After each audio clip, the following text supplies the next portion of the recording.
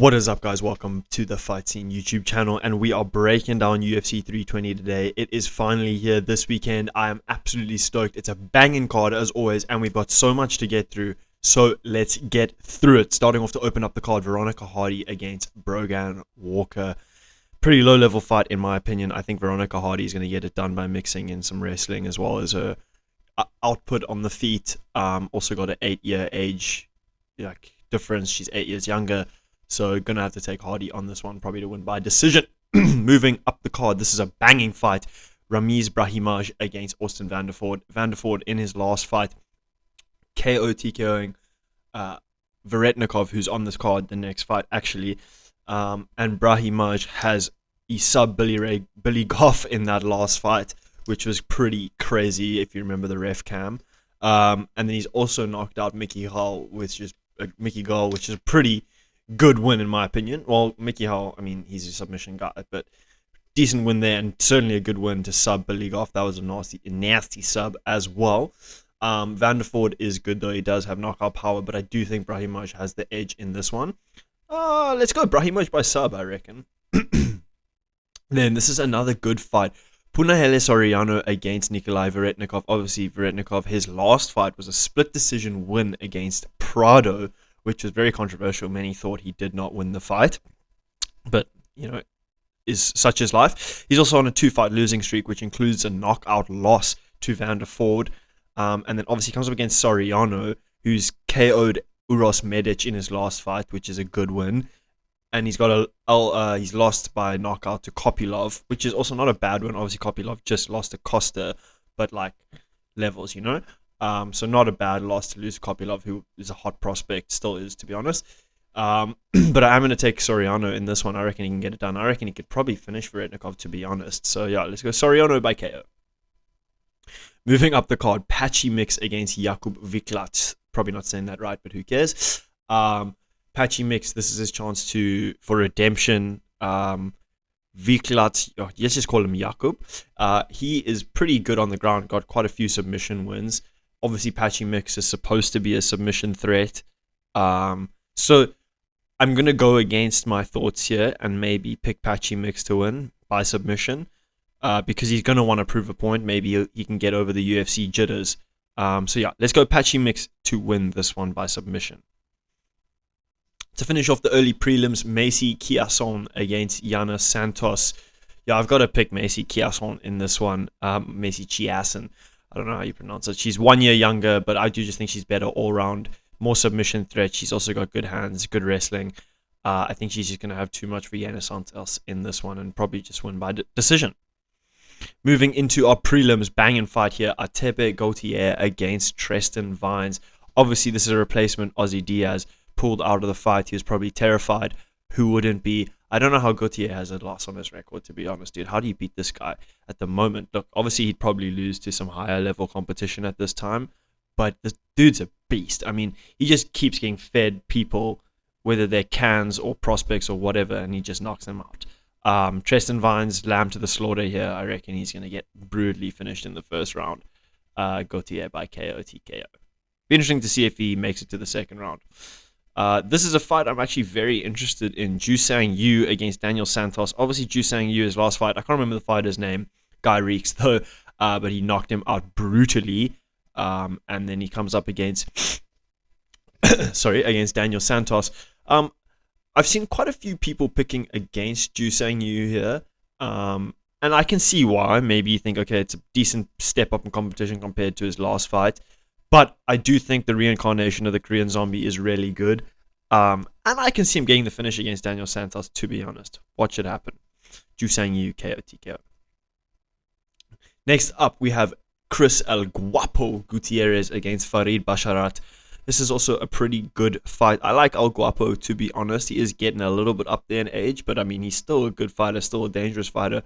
Obviously, Basharat undefeated. Very good fighter as well, to be honest. Got good takedowns. Almost averages 4 takedowns a fight.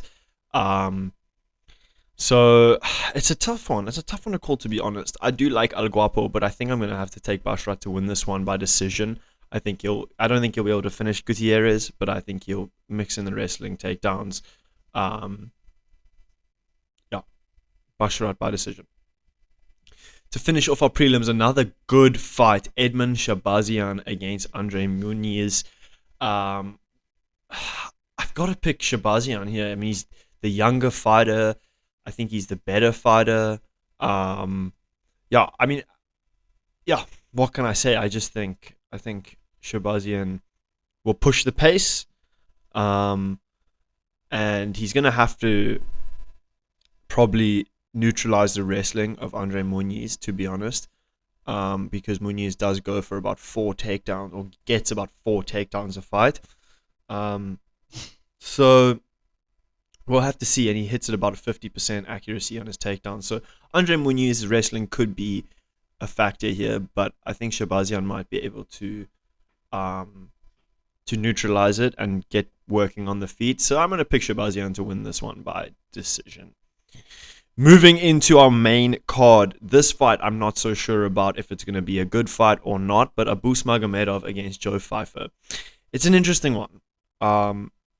And it's interesting because I think both these guys seem like they're high level, but they're not that good, if you get what I'm saying. Like, Abus Magomedov was supposed to be super hyped up, and then his last fight against, I think it was Michel Pereira, was his last one, but his fight against Michel Pereira, they both looked ass. Like, it was the slowest, just such a bad fight.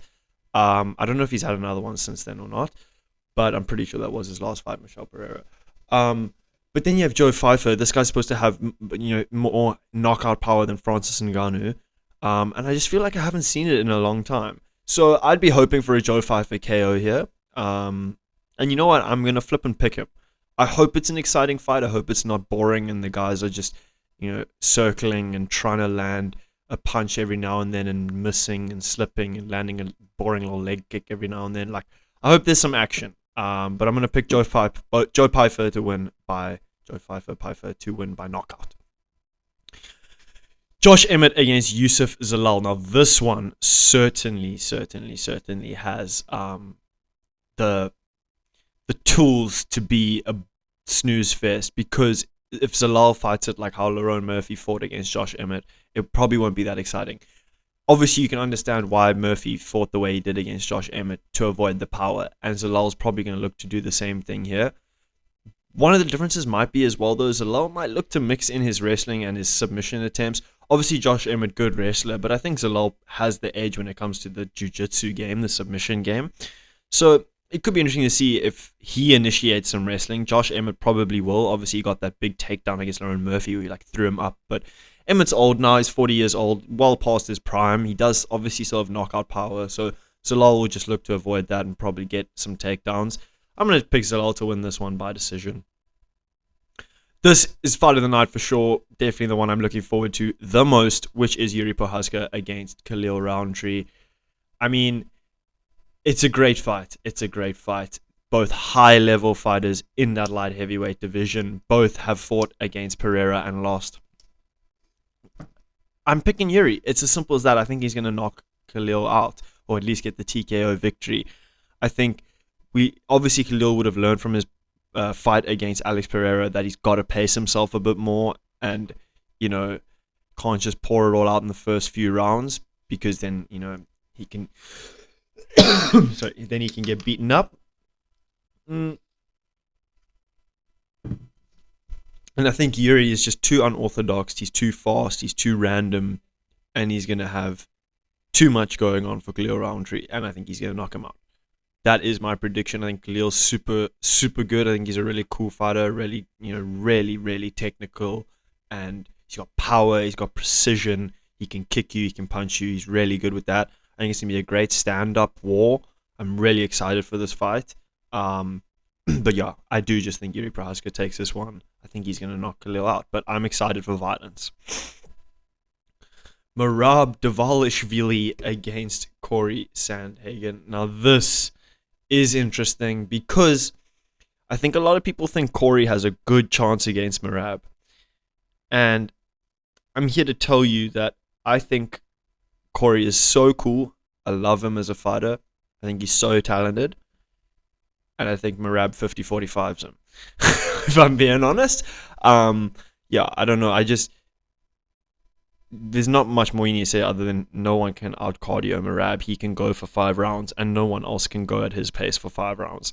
So he will keep shooting. He will be dominant. The only way I feel like Sandhagen wins this is by landing a random knee, an elbow spinning, something crazy to wobble Merab, and then he can maybe finish him. But if he doesn't land anything like that, I think Merab will have his way with the wrestling. Even though Corey's good at scrambles and submission attempts and things like that, I think Merab is just too dominant and his cardio is too impressive. He can keep going at the same pace for 5 rounds non-stop. And people can't compete with that, to be honest. That's the truth. So I think Merab's going to win this one by decision. Ideally, I would like Corey to win by KO. I'd like Corey to knock him out just because I like Corey. I think he'd be a cool champion. Sorry. So yeah, I think Corey would be a cool champion. I want him to win this fight, but pick-wise, I'm picking Merab by decision. And then we get into our main event that we've been waiting for this one. We have been waiting for this one. It is Mahomed Ankalaev against Alex Pereira. Wow. It's so tough because the heart wants to say Pereira, but the mind is saying Ankalaev. I just think Pereira's 38 years old now. He got not dominated, but he got outclassed, outworked in the last fight. He just didn't look like vintage Pereira, and I don't know if he's going to be able to get that back for this fight. I think he's lost his confidence, and I think he's not going to be able to knock Ankalaev out. He's not going to be able to really neutralize all of the wrestling and clinch work. And I think Ankalaev would just be too much for him in the end of the day. He'll mix it up nicely. He'll have good pressure. He'll be smart. So this is another one of those things where I'd love Pereira to knock him out, but pick-wise, I've got to pick Ankalaev by decision. I think it is what is most likely going to happen. I don't know if Pereira has that killer instinct in him anymore, and I don't know. I think Ankalaev. Look, I think Pereira, a good pathway to victory is by trying to flip and chop Ankalaev's leg to smithereens. Just consistently low kicks, calf kicks, absolutely destroying it, making it hard for him to stand on it because his leg kicks are like a mule. So yeah, that's got to be he's got to use that to his advantage because obviously his leg kicks are brutal. But if Ankalaev can get the wrestling going, I think Pereira will not be able to neutralize it for 5 rounds. And yeah, Ankalaev is my pick, to be honest. As tough as it is to say, because obviously who doesn't love Pereira? Shama, no Shama. But yeah, no, I just think he can't compete with Ankalaev anymore. He's past his prime days. He gave us one of the most epic title runs we've ever seen. He was a great champion, fought all the time, saved numerous cards. So he's got his flowers. And unfortunately, I just think he won't be able to beat Ankalaev on this occasion. But still love him. Hope he can KO Ankalaev. Don't forget, I'm rooting for that. But when you get in this business, it's all about picks, and it's all about how many you get right. And I'm picking Ankalaev by decision. And yeah, that wraps up the UFC 320 breakdown. I got through it pretty quickly. This is going to be less than 15 minutes total on the video. So if you like these quick videos, let me know. Please subscribe if you haven't. Drop a comment. Drop a like. Means a lot. And yeah, thank you so much for watching. I'll check you in the next one.